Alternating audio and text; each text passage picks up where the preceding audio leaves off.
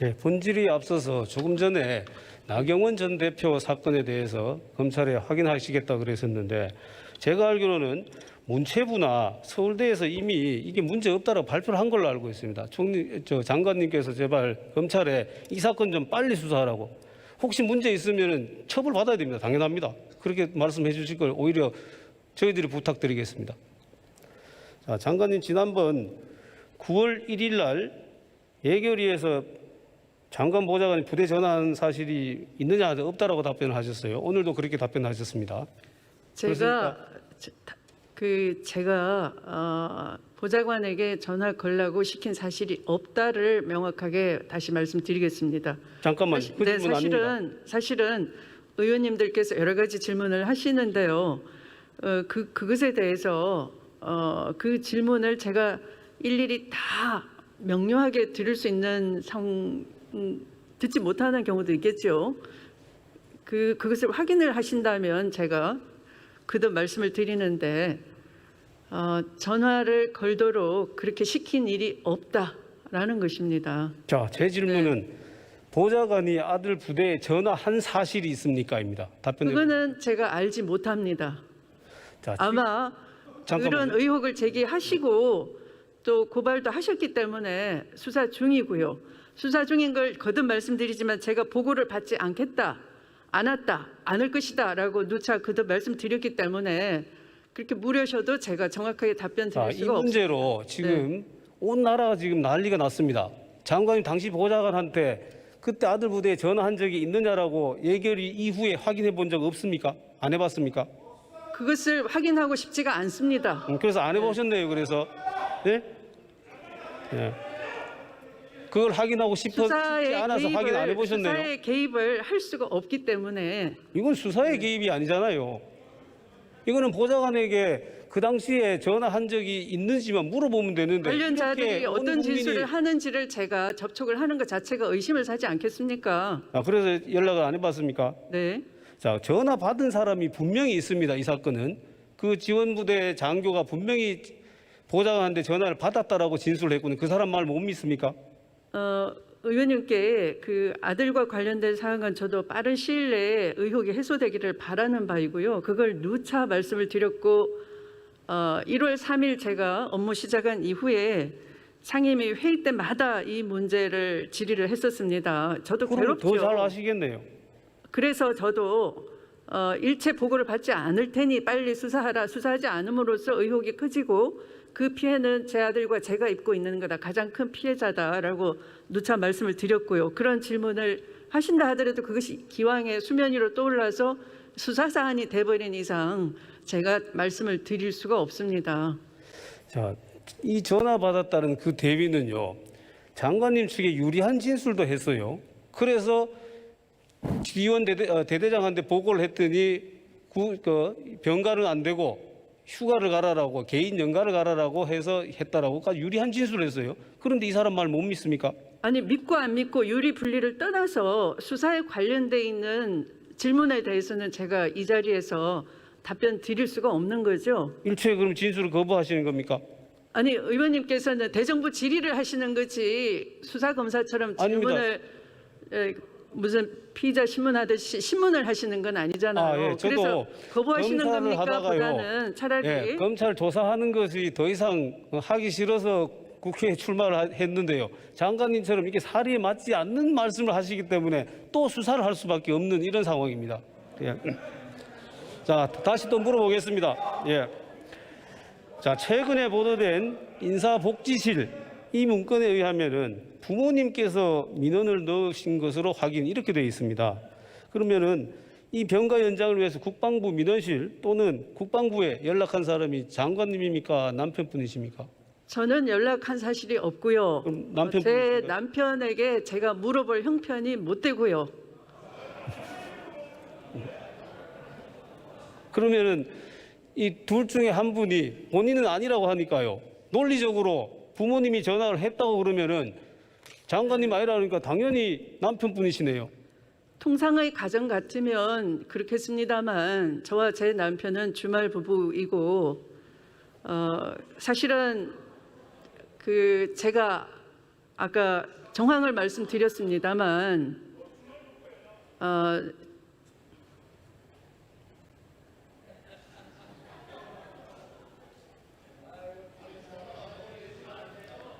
정황을 말씀드렸습니다만 그 아이가 수술한 날도 저는 병원에 가지를 못했고요. 그 짧은 입원 기간 병원의 시스템이 이 외과적 수술은 3일 이상 입원시키지 않는다는 방침입니다. 그래서 치료가 더 필요해도 내보냅니다. 병원 사정상인지 모르겠으나. 그러면 제가 그 아픈 아이가 집에 아들이 혼자 집에 기부스 한 채로 있어도 아침 일찍 출근해버리고 밤 늦게 가니까 아니 그게 답입니까? 제가 누가 전화했는지 물어봤는데 무슨 답을 하십니까? 그러니까 상황을 말씀드리면 의원님께서는 엄마 아니면 아빠겠지 이렇게 산수 공식처럼 말씀하시지만 저의 가정은 집에 아들 혼자 있는 겁니다.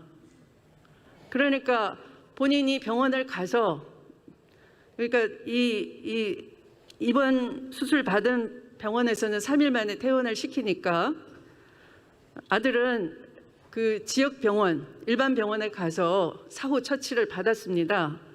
그런데 많이 부어 있으니까 저한테 상의를 제대로 하질 못한 거죠. 그냥 많이 아프다, 복귀하기 어렵다 이렇게만 얘기를 했겠죠. 아니 본인이 저는 미안하게도 그것을 답변을 제대로 못 해주는 만큼 바쁜 엄마였습니다. 관심을 제대로 못 써준 것이 굉장히 미안하고요. 그러니까 아들 입장에서는 그 군에서 담당한 제가 군의 직책을 잘 모르니까요. 그 지원 반장이라고 할까요? 뭐 상사라고 할까요? 이제 아마 의원님들께서 그 언론을 통해서 보신 그 자료를 저도 언론을 통해서 보게 됐는데 거기를 보면 이제 면담한 것이 기재가 돼 있는데 이 지원 반장이 아들을 전화 상담을 해주면서 내가 휴가를 줄 때는 그 30일간 가능하다라고 너한테 고지를 했으니 부모한테 얘기하지 말고 국방부 민원을 통하지 말고 나한테 얘기하라 이렇게 적혀 있어요. 그러면 그 위에 보시면 다시 그걸 보시고 질의를 해주시기 바랍니다. 그러면 아들은 아마도 그게 내가 아픕니다라고 계속 얘기했기 때문에 그것을 엄마가 신경을 써서 전화를 했겠거니 짐작을 하고 거기다 그런 답변을 했음을 그 전화로 그런 답변을 받았음을 확인했다 이렇게 돼 있을 겁니다. 자, 그러면 장관님이 아니라도 우선 누군가는 국방부에다 민원을 제기했다는 거 아닙니까? 아니 그러니까 수사가 아니기 때문에 의원님의 궁금하신 걸 제가 아는 한은 설명을 드려야 되겠죠, 그죠? 네, 저는 엄마로서 미안하지만 아들한테 미안한데요. 국방부 민원에다가 전화를 넣은 적이 없습니다. 알겠습니다. 네. 그렇게 넘어가십시다. 그러면 자, 그 6월 25일 당시에 당직 사병은 상급 부대 대위가 찾아와서 휴가 처리하라 했다고 진술했어요. 자, 이 상급 부대 대위가 찾아오려면은 누군가는 상급 부대에 전화를 해야 됩니다. 아들이 상급 부대 대위에 전화를 해가지고 가봐라라고 할 수 있겠습니까? 이것은 분명히 제 생각에는 장관님 아니면 보좌관 누군가가 전화를 했던 것 같거든요. 어떻습니까? 누가 어디에 전화를 했습니까? 저는 전화를 하지 않았으니까 그것만은 말씀드릴 수 있고요. 나머지는 의원님이 궁금하시듯이 저도 똑같이 궁금하니까 수사를 통해서 밝혀질 수밖에 없겠죠. 네, 수사를 통해서 밝혀질 겁니다. 예. 자, 이렇게 지금 논리적으로 보면요, 장관님 그 당시에 아들 휴가와 관련해서 지금 3번 정도는 지금 전화를 한 것으로 보이거든요. 이렇게 3번 정도 전화를 했다라면 외압으로 볼 수도 있는 거 아닙니까? 아들이 아픈데 보시면 진단서도 다 있고요. 스스로 진단서를 보냈다. 아마 그건 언론에 보도됐으니까 확인하실 수 있을 것 같고요. 21일 날 진단서를 다 보냈다라고 하는 거니까 그때 면담할 때 지원 반장하고 통화를 한 것이 의원님께서 보시는 거니까 그걸 보면은 아마 그 주치의가 뭐 휴가 중인 관계로 추후에 그 진단서를 드릴 수밖에 없다고 했더니 그게 가능하다라고 돼 있습니다.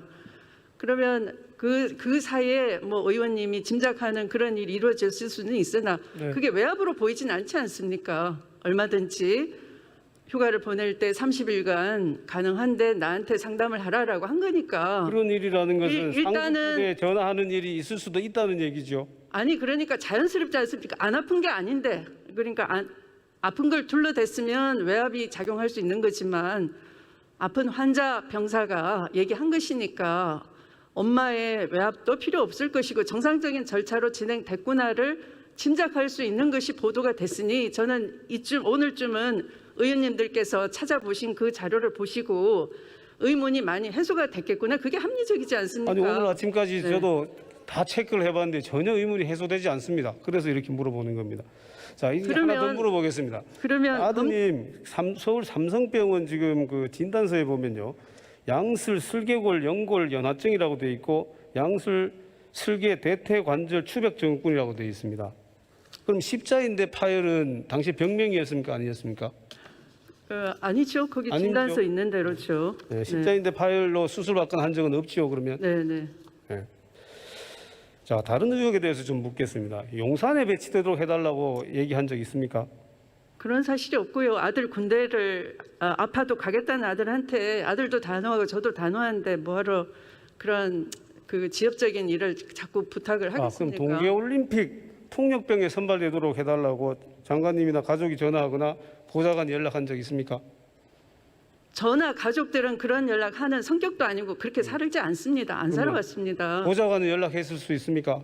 이것도 확인해봐야 됩니다. 그것도 잘 모르겠습니다. 저는 그렇게 제가 이 사건 제기된 이후에 일일이 제가 수사하듯이 그렇게 조사하지 않았으니까요. 그냥 오늘 네. 여기 나오셔갖고 대정부 질문에 답변을 하시려면 보좌관 최소한 그 정도는 확인하고 오셨어야 되는 거 아닙니까? 이미 수사로 1월 3일부터 다 네. 제가 피고발인 입장이기 때문에 그런 저런 걸 접촉해서 물어보기 자체가 사전 짜지 않았느냐 이런 또 함정에 빠질 수 있지 않습니까? 그러니까 일체 안 물어보는 것이 저로서는 지금 할 수 있는 최선이 아니겠습니까? 자, 좋습니다. 그러면은 특별수사본부 설치를 만약에 검찰에서 건의한다 그러면은 승인하시겠습니까? 장관님이 1월 달에 규정을 바꿔가지고 특별수사본부나 임시조직 설치하려면은 장관 승인받아야 되지요. 자, 검찰에서 특별수사본부를 설치하겠다라고 건의하면 승인하겠습니까? 하지 않겠습니까? 장관이 법의 규정에 다 맞아야 되고 그럼 다 합당해야지 하는 것이겠죠. 그런데 제가 그냥 그것도 그냥 임의로 제가 의원님께 그냥 알아서 할 수 있다 없다 이렇게 그냥 할 수 있는 성격은 아니지 않겠습니까? 아니, 제가 전제를 달았습니다. 네. 검찰에서 그러니까 네. 구체적으로 얘기를 해서 검찰총장이 그러면은 수사본부를 특별수사본부 구성하겠다 승인 올리면 거부하시겠습니까? 승인하시겠습니까?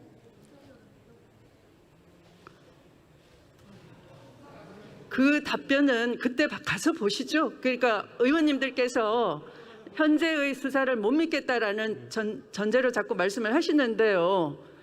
일단 수사 결과를 보고 말씀을 하시죠. 그리고 의원님께서 자꾸 의혹만 주장만 하시지 말고 그 의혹을 뒷받침할 수 있는 증거가 있으면 검찰에 계속 내주시면 되지 않습니까? 증거는 검찰에서 수사를 하는 것이지요. 그리고 그 검찰이 공정하게 수사할 수 있도록 하는 것이 국회의원이 촉구하는 거. 그게 국회의원이 하는 일입니다. 맞습니다. 국회의원 직접 수사하는 거 아니잖아요. 맞습니다. 그런데 의원님들께서 그렇게 의혹만 제기하는 것도 수사에 영향을 미치는 것이겠죠.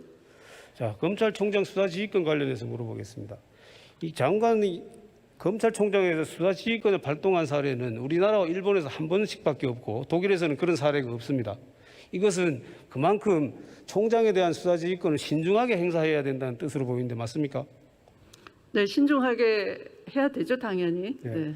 지금 역대 검찰총장이나 법무부 장관이 서로 다 마음이 잘 맞아서 이렇게 지휘권을 행사를 하지 않은 것이 아닙니다. 서로 존중하고 서로 자제함으로써 검찰의 정치적 중립성을 지키려고 한 것입니다. 앞으로 장관님도 역대 법무부 장관의 이런 사례를 본받아서 수사지휘권 행사를 자제하실 그런 생각은 없습니까? 계속 수사지휘권 행사하실 겁니까? 지금도 자제하고 있고요. 지금도 할 게 많습니까? 아니, 자제하고 있다 말씀이죠. 네, 네.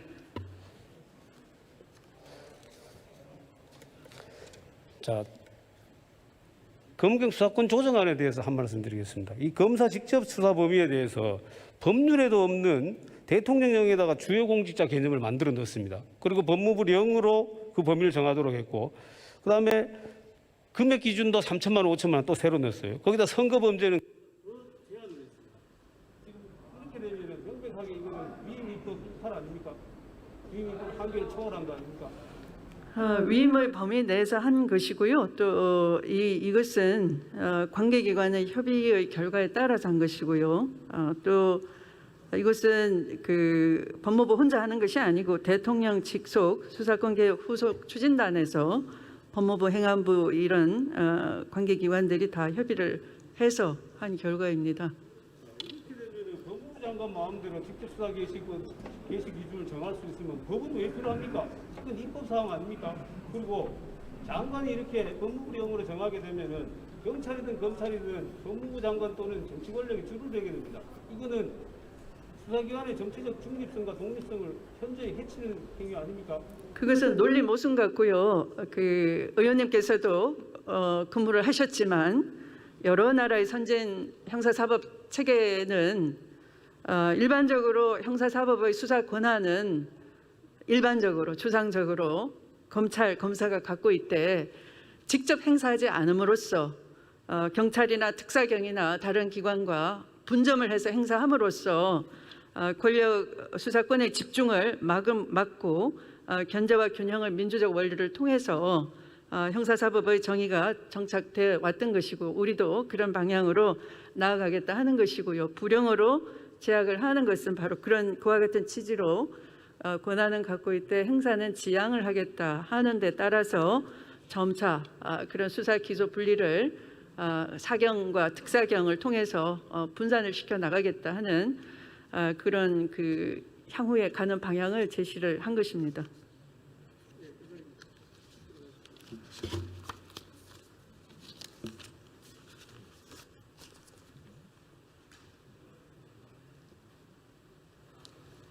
존경하는 국민 여러분, 추미애 장관은 아들의 각종 군 복무 의혹, 오만한 은행, 국회에서의 거짓 담배 문제로 국민의 신뢰를 완전히 상실했습니다.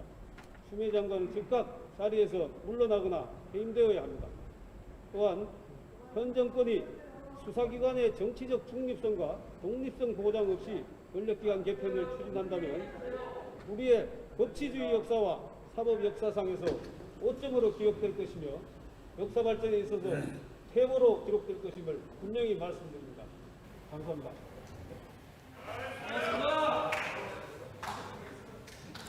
네, 박형수 의원님 수고하셨습니다. 다음은 충남 아산을 출신의 더불어민주당